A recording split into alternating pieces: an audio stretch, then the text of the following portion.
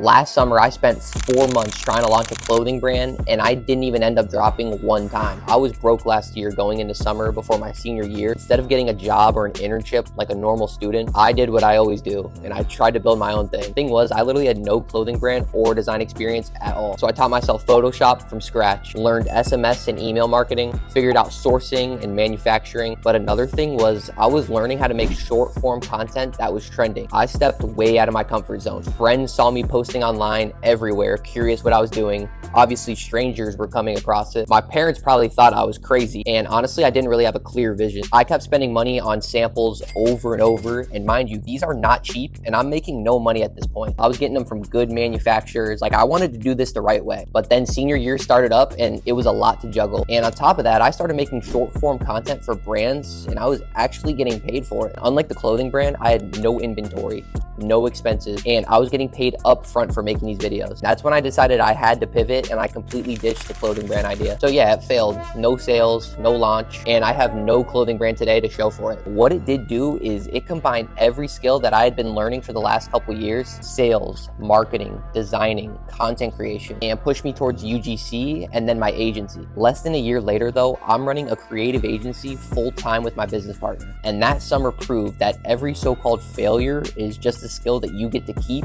and continue building on.